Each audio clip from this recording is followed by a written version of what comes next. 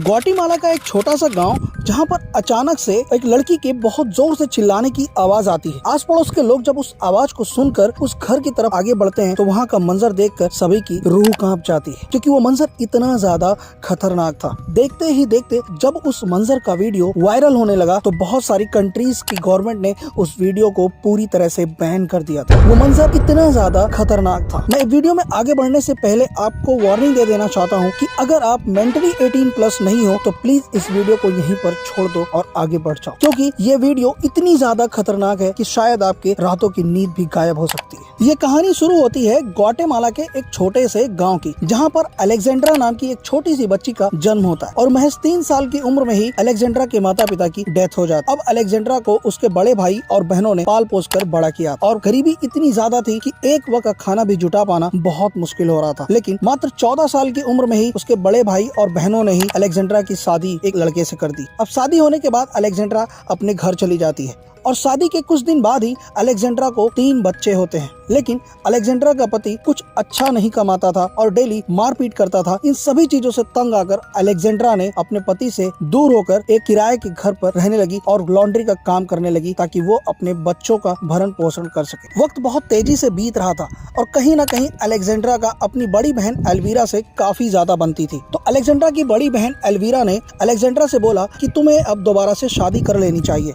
ये बात कहीं ना कहीं अलेक्जेंड्रा को समझ में आ जाती है। अलेक्जेंड्रा को भी लगता है कहीं ना कहीं अकेले जिंदगी को पार करना बहुत ही मुश्किल है। तो अलेक्जेंड्रा भी दोबारा शादी करने के लिए तैयार हो जाती है और अलेक्जेंड्रा जहां पर रहती है वहां पे मारियो नाम के एक 43 साल के आदमी से उसकी मुलाकात होती है और दोनों को पहली नज़र में एक दूसरे को पसंद आ जाते हैं। अब अलेक्जेंड्रा ने मारियो के बारे में अपनी बहन एल्वीरा से बताती है कि मारियो नाम का एक लड़का है जो मुझे पसंद है, और अलेक्जेंड्रा ने मारियो के बारे में अपने भाई और अपने बहनों से भी बता देती है। अलेक्जेंड्रा की शादी मारियो से दोबारा करा दी जाती है। शादी करने से पहले अलेक्जेंड्रा ने मारियो को अपनी पहली शादी, डाइवोर्स और बच्चों के बारे में सब कुछ बता दिया था कि उसका डाइवोर्स क्यों हुआ था। यहाँ पर मारियो ने भी अलेक्जेंड्रा को बता दिया कि उसकी पत्नी से डाइवोर्स हो चुका है और अब वो अकेले रहता है। यहाँ पर मारियो ने अलेक्जेंड्रा को ये नहीं बताया कि उसकी पत्नी से डाइवोर्स क्यों हुआ था। यहाँ पे अलेक्जेंड्रा ने मारियो से ये पूछना जरूरी नहीं समझा कि उसकी पत्नी से डाइवोर्स क्यों हुआ था, और यहीं पे होती है अलेक्जेंड्रा की सबसे बड़ी मिस्टेक। मारियो की जो पहली पत्नी थी लीला, उसने मारियो के ऊपर केस भी कर रखा था और जिसकी वजह से उसको 3 हफ्तों के लिए जेल के अंदर रखा गया था। लेकिन न जाने क्यों लीला ने मारियो से वो केस वापस ले लिया और दोबारा से मारियो आजाद हो गया था। अब मारियो की पहली पत्नी यानी लीला उससे तलाक क्यों लेती है? दरअसल मारियो हमेशा अपने पास एक चाकू रखता था, एक अजीब तरह का चाकू। उस चाकू से वो हमेशा लीला के चेहरे पर वार किया करता था, उसको मारता था, काटता था, जिसकी वजह से लीला परेशान होकर उससे डाइवोर्स ले लेती। और इन सभी बातों से अलेक्जेंड्रा बिल्कुल भी अनजान थी। मारियो और अलेक्जेंड्रा की शादी हो जाने के बाद अब अलेक्जेंड्रा अपने बच्चों के साथ मारियो के घर पे शिफ्ट हो जाती है। लेकिन कुछ दिनों के बाद अलेक्जेंड्रा और मारियो के बीच में लड़ाइयाँ होना शुरू हो जाती हैं। अब मारियो दोबारा से अलेक्जेंड्रा के ऊपर वही हरकतें करता है जो अपनी पहली पत्नी लीला के साथ किया करता था। वो अलेक्जेंड्रा के साथ डेली मार पिटाई किया करता था और कभी कभी उसी चाकू से अलेक्जेंड्रा को भी गोद दिया करता था। अब ये सिलसिला रोज का बन चुका था। ये सब करते करते 1 साल का वक्त बीत चुका था और 2017 आ चुका था। अब अलेक्जेंड्रा डेली मारियो की मार पिटाई का शिकार हुआ करती थी।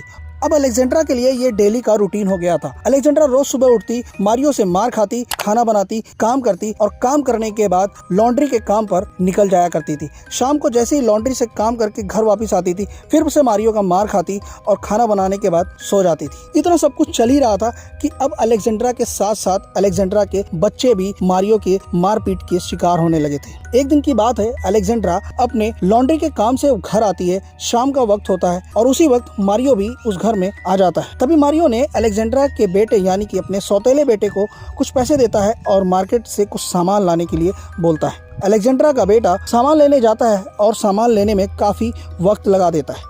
अब इस सिचुएशन में कोई भी बाप अपने बेटे के साथ आखिर क्या करेगा कि अगर वो लेट आ रहा है तो वो थोड़ा सा पूछेगा, डांटेगा कि आखिर तुम कहाँ लेट हो गए थे। लेकिन यहाँ पर मारियो ने एक रस्सी उठाता है और अपने सौतेले बेटे के गले में डालकर पंखे में टांग देता है और तब तक टांग के रखता है जब तक उसका दम नहीं घुट जाता, यानी कि दम घुटने ही वाला होता है कि वो उसको नीचे उतार कर रख देता है। और तुरंत ही अलेक्जेंड्रा अपने बेटे के पास दौड़ती है तो मारियो ने अलेक्जेंड्रा को झटक दिया और बोला कि इससे पूछो कि ये देर कहाँ लगा दिया था। अलेक्जेंड्रा की बड़ी बहन एल्वीरा जिससे काफ़ी ज़्यादा बनती थी। अब अलेक्जेंड्रा ने अपनी बड़ी बहन एल्वीरा को ये बता दिया कि कैसे उसके साथ साथ अब उसके बच्चे भी मारियो के मार पिटाई की शिकार हुआ करते हैं। अब तारीख आती है 29 अक्टूबर 2018, जहां पर अलेक्जेंड्रा के घर से एक अचानक बहुत जोर से चिल्लाने की आवाज़ आती है। ये आवाज़ रोज के आवाज़ से काफ़ी ज़्यादा अलग थी। जहां पर अलेक्जेंड्रा की बहन एल्वीरा जो कि 10-12 घर दूर थी, उसको यह आवाज़ जब सुनाई देती है तो उसे भी कुछ अनहोनी होने की आशंका होती है और वो भागकर अलेक्जेंड्रा के घर की तरफ भागती है।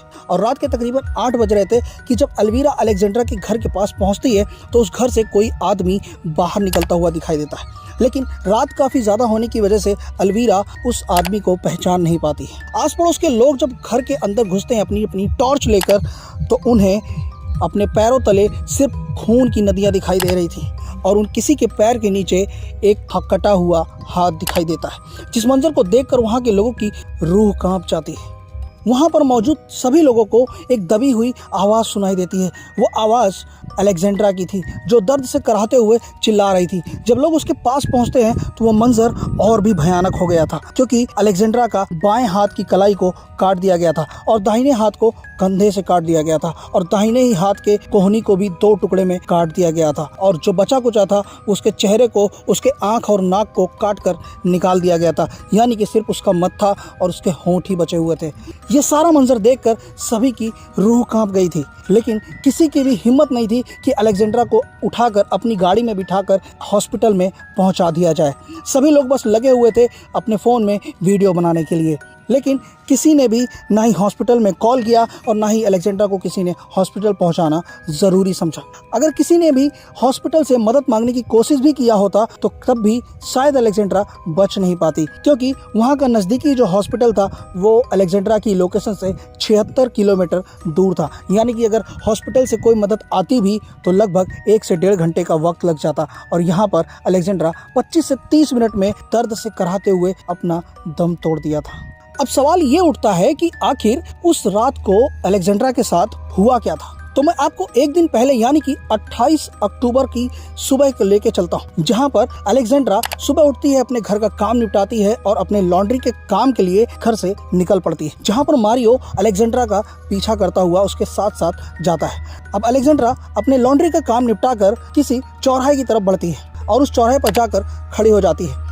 उस चौराहे पर जाने के बाद एक ट्रक वाला सामने से आता है और अलेक्जेंड्रा के पास रुक जाता है और अलेक्जेंड्रा उस ट्रक में बैठकर कहीं चली जाती है।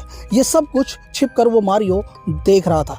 शाम के वक्त अलेक्जेंड्रा जब वापस घर आती है तो मारियो अलेक्जेंड्रा से पूछता है कि आखिर तुम कहाँ गई थी। तो अलेक्जेंड्रा ने बोला कि वो अपनी बहन एल्वीरा के घर गई थी उससे मिलने और बात करने के लिए, लेकिन मारियो को ये सब कुछ पता था कि अलेक्जेंड्रा झूठ बोल रही है, क्योंकि मारियो ने अपनी आंखों से अलेक्जेंड्रा को उस ट्रक वाले के साथ जाते देखा था और मारियो को ये पूरा यकीन था कि अलेक्जेंड्रा का अफेयर चल रहा है। ये सब कुछ सुनने के बाद मारियो घर से बाहर चला जाता है और इधर अलेक्जेंड्रा अपने घर का सारा काम निपटाकर थकान की वजह से आराम करने के लिए अपने बेड पर सोने के लिए चली जाती है।